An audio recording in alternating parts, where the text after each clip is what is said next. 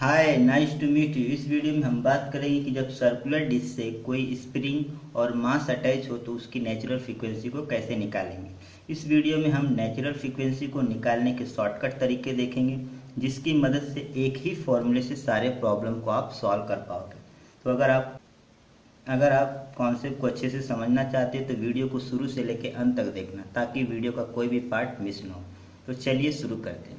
हमारे पास है एक formula ml² θ plus I θ plus CA² into θ plus KB² θ plus CT θ plus KT θ equal to 0।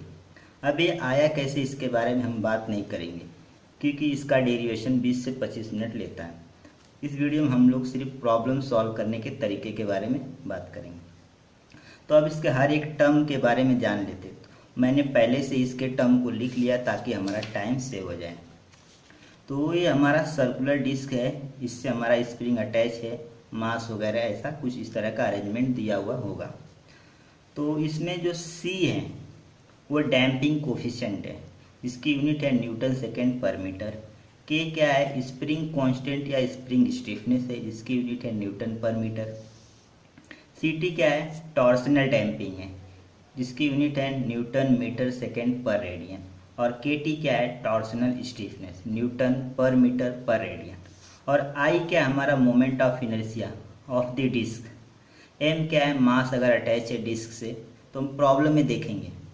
एक चीज़ ध्यान देने वाली बात है कि जो इसका कांटेक्ट पॉइंट है वो हमारा सेंटर कंसीडर करेंगे, न कि डिस्क का सेंटर। ध्यान रहे, ये वाला कांटेक्ट पॉइंट है, इसको हम लोग सेंटर कंसीडर करेंगे, न कि डिस्क का। तो प्रॉब्लम लेते हैं और क्वेश्चन को सॉल्व करने की कोशिश करते हैं। हमारे पास पहला प्रॉब्लम है, a disk of mass is attached to a spring of stiffness K as shown in figure. The disk rolls without slipping on a horizontal surface. The natural frequency of vibration of the system is. Gate 2011 में पूछा गया था। कुछ इस तरह का arrangement दिया हुआ और हमको 4 ऑप्शन दिया हुआ है। तो हमारे पास फॉर्मूला है ये वाला। तो देखो, इस डिस्क का मास है, इसमें हमें कहीं भी ये नहीं बोला है कि अब हमारे पास सवाल ये उठता है कि ये वाला यूज़ करेंगे कि ये वाला यूज़ करेंगे। तो देखो, इसमें कहीं भी मास अटैच नहीं है, इस डिस्क से कहीं भी मास अटैच नहीं है, तो हम ये वाला टर्म नहीं लिखेंगे। ठीक है। इस डिस्क का मोमेंट ऑफ इनर्शिया क्या आएगा, ध्यान रहे कि इसका मोमेंट ऑफ इनर्शिया कहाँ से लेंगे, इसके कांटेक्ट पॉइंट से, न कि इसके डिस्क के सेंटर से। इसके कांटेक्ट पॉइंट से क्या होगा मोमेंट ऑफ इनर्शिया। अगर मैं इसको C पॉइंट मान लूँ और इसको O पॉइंट मान लेता हूँ, तो क्या बनेगा, देखो, IC is equal to IO plus MR²। ठीक है ना। तो इसका क्या आ जाएगा, इसके सेंटर से मोमेंट ऑफ इनर्शिया 1/2 MR², और M यहाँ से यहाँ तक के बीच की दूरी क्या है, M इंटू R²। तो कितना हो जाएगा, 3/2 MR²। ठीक है, IC से। जैसा कि मैंने पहले ही कहा कि जो हमारा कांटेक्ट पॉइंट वो हमारा सेंटर माना जाएगा, न कि डिस्क का। तो I की जगह पे मैं क्या लिख सकता हूँ, 3/2 MR²। ये वाला टर्म क्यों नहीं, क्योंकि इस डिस्क से कोई भी मास अटैच नहीं है। ये वाला टर्म नहीं आएगा क्योंकि इस सिस्टम में कहीं भी डैम्पर नहीं लगा हुआ है, तो वो कट जाएगा। स्टिफनेस, स्प्रिंग स्टिफनेस है, तो K, ये जो स्प्रिंग लगा हुआ है इसके कांटेक्ट पॉइंट से कितनी दूरी पे है, वो डिस्टेंस हमारा B कहलाता है। तो वो क्या है, हमारा R² है। ठीक ना, यहाँ से यहाँ के बीच की दूरी R है, यहाँ से यहाँ R, तो ये 2R हो जाएगा, डायमीटर बन जाएगा। प्लस CT नहीं है और KT भी नहीं है, तो इक्वल टू क्या हो जाएगा, 0 हो जाएगा। यहाँ पर θ ये थीटा। ठीक है। अब एक चीज़ ध्यान देना, लीनियर इक्वेशन हमने एक चीज़ पढ़ा था कि mx plus cx plus kx equal to 0। इस इक्वेशन को इक्वेशन से इक्वेट करोगे तो m और k, ये हमारा k है, ये और हमारा m है। तो नेचुरल फ्रीक्वेंसी निकालने के लिए बोला हमको। तो natural frequency is equal to क्या होता है, √k/m। एम होता है, राइट। और यहाँ पर के हमारा क्या है, के आर स्क्वायर है, राइट। और 3/2 एम आर स्क्वायर यहाँ पर एम है, जब आप इक्वेट करोगे तब, ठीक है। तो 2 ऊपर चले जाएगा, आर स्क्वायर कैंसिल हो जाएगा, तो क्या बचेगा 2k/3m, ये हमारा आंसर आ जाएगा।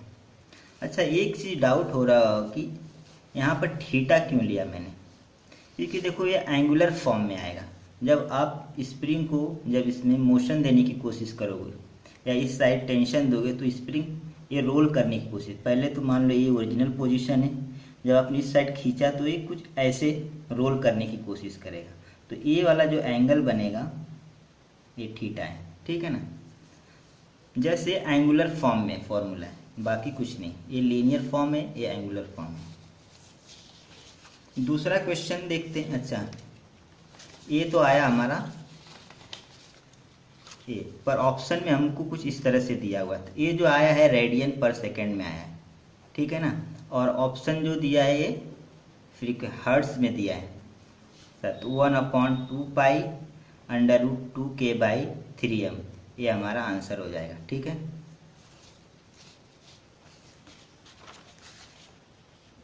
दूसरा क्वेश्चन देखते हैं। दूसरा क्वेश्चन क्या दिया है, the system shown in the figure consist of block A of mass, इसका 5 kg है, connected to a spring through a massless rope passing over a pulley B of radius r and mass 20 kg। मतलब इस पुली का मास 20 kg है और इसका मास 5 kg दिया हुआ है। The spring constant K is 1500 Newton per meter. If there is no slipping of rope over the pulley, the natural frequency of the system is dash dash। यहाँ पर ऑप्शन नहीं है, यहाँ पर फिलिंग द ब्लैंक्स, गेट 2016 में पूछा गया था, काफ़ी अच्छा क्वेश्चन है। तो हमारे पास फॉर्मूला देखो क्या है। दूसरा question, ml² plus I plus CA² plus KB² plus CT plus KT equal to 0, right. तो यहाँ पर देखो इस डिस्क के साथ मास अटैच है, तो एल क्या बताता है कि इसके, अब देखो इसमें कांटेक्ट पॉइंट क्या है, इस डिस्क का सेंटर भी यहीं पर है, इसका कांटेक्ट पॉइंट भी यहीं पर है, तो इसके कांटेक्ट पॉइंट से इस मास कितनी दूरी पर अटैच है, r दूरी पे, तो ये जो L है r² है, ठीक है, डबल डॉट। और इस डिस्क का मास क्या, मोमेंट ऑफ इनर्शिया क्या होगा, इसके सेंटर पे ही हमारा कांटेक्ट पॉइंट है, तो ये हो जाएगा 1/2 m r², राइट। डैम्पर नहीं लगा हुआ है तो वो 0 हो जाएगा। स्प्रिंग है, स्प्रिंग कितनी दूरी पे इसके सेंटर से, बी क्या बताता है, स्प्रिंग कांटेक्ट पॉइंट से कितनी दूरी पे, r², बाकी टर्म नहीं है तो इक्वल टू 0। अच्छा, ये थीटा डबल डॉट है। एक चीज़ ध्यान देना कि ये वाला जो मास इसका ये मैग्नीट्यूड 5 है, और ये वाला जो मास है, जो डिस्क का मास है, इसका मैग्नीट्यूड है 20, राइट, ताकि आप कंफ्यूज ना हो। के का क्या है, पहले के को ऐसे ही रखते हैं, ठीक है। तो देखो ये कितना आ जाएगा, 5r² डबल डॉट 2 ये 10 हो जाएगा, 10r² double dot plus KR² equal to 0। तो ये हो जाएगा 15, right, 15r² double dot plus KR² equal to 0। आप इस इक्वेशन को इससे इक्वेट करो, 5x double dot CX dot plus KX equal to 0। यहाँ पर K और M, यहाँ पर एक K है और ये M है हमारा, राइट। तो हमको पता है कि मैग्नीट्यूड नेचुरल फ्रीक्वेंसी का क्या होता है, √k/m होता है, और K क्या है हमारा यहाँ पर, KR² है, राइट, और M हमारा क्या है यहाँ पर 15r², r² से r² कैंसिल। ध्यान देना K का मैग्नीट्यूड हमको दिया हुआ है, क्या दिया हुआ है 1500, और ये हमारा 15 है, कितना बचा अंदर 100, ये क्या आ जाएगा 10, तो ये आंसर आ जाएगा 10 रेडियन पर सेकेंड। ये फिलिंग द ब्लैंक्स क्वेश्चन आया था गेट 2016 में। ठीक है, क्वेश्चन नंबर 3 देखते हैं। क्वेश्चन नंबर 3 आई होप आपको समझा होगा। क्वेश्चन नंबर 3 क्या बोल रहे हैं, काफ़ी बड़ा क्वेश्चन था पर बहुत ही इजी क्वेश्चन है। A solid disk with radius a, solid disk उसकी radius a is connected to a spring at a point D above centre of the disk, the other end of the spring is fixed to the vertical wall, the disk is free to roll without slipping on the ground, the mass of the disk is m, इस disk का mass capital M है and the spring constant K है। ठीक है, the polar moment of inertia for the disc about its centre is J is equal to ma²/2, the natural frequency of the system is.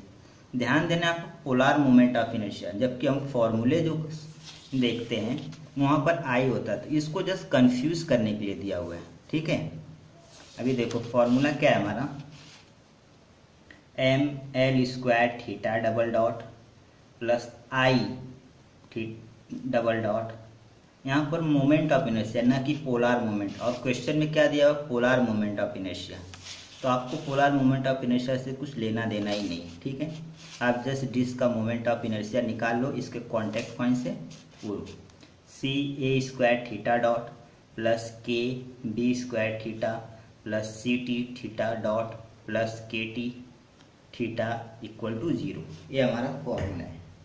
Right, अब देखो इसके disc से कहीं पर भी मास अटैच नहीं है। ठीक है, इस टाइप वाले प्रॉब्लम में, इस टाइप वाले प्रॉब्लम में इस डिस्क से मास अटैच था, जबकि इसमें मास कहीं भी अटैच नहीं है, तो क्या हो जाएगा, ए वाला टर्म 0 हो जाएगा। अब बचा आई, मोमेंट ऑफ इनर्शिया डिस्क से कैसे निकालोगे, इसका सेंटर पॉइंट क्या है, ए वाला कॉन्टेक्ट पॉइंट यहाँ से, तो देखो अगर मैं इसको C मान लेता हूँ, इसको O पॉइंट मान लेता हूँ, तो IC is equal to IO plus M, और इसका रेडियस क्या है ma², देखो 1/2 एक कैपिटल M हो जाएगा। ठीक है, ये a², ये भी कैपिटल M हो जाएगा क्योंकि हम डिस्क का ले रहे हैं। ठीक है, तो क्या हो जाएगा 3/2 ma², ये आ जाएगा। ठीक है, डैम्पर नहीं लगा है तो ये कैंसिल हो जाएगा, स्प्रिंग लगा हुआ है, बाकी ये भी नहीं लगा ये भी नहीं लगा, 2 टर्म लगा हुआ है, तो यहाँ पर मैं लिख लेता हूँ इसका 3/2 ma² plus theta double dot, spring लगा हुआ है K, और ये जो स्प्रिंग है इसके कांटेक्ट पॉइंट से कितनी दूरी पे है, तो ये तो रेडियस का यहाँ से यहाँ तक सेंटर, फिर वहाँ से D, तो A प्लस D का होल स्क्वायर क्यों आया, क्योंकि ये B² है। ठीक है ना, और B क्या बताता है कि स्प्रिंग से कांटेक्ट पॉइंट के बीच की दूरी। ठीक है, ये थीटा इक्वल टू 0। अब यहाँ पर K क्या है, ये है, और M क्या है हमारा, ये, तो हमको नेचुरल फ्रीक्वेंसी निकालना है, तो natural frequency is equal to क्या होता है, √k/m होता है। यहाँ पर K क्या है, K into A plus D का होल स्क्वायर, और M क्या हमारा 3/2 कैपिटल M a², 2 ऊपर लेके चले जाओ तो क्या बचेगा, 2k A प्लस D का whole square upon 3m a²। Option देखो, 2k A प्लस D का whole square divided by 3m a² under root में ना, तो ये हमारा आंसर है। तो आई होप आपको समझा होगा कैसे सॉल्व करना है। अगर वीडियो पसंद आया तो वीडियो को लाइक शेयर कमेंट जरूर करना। आज के लिए बस इतना ही, मिलते हैं नेक्स्ट वीडियो में। Thank you.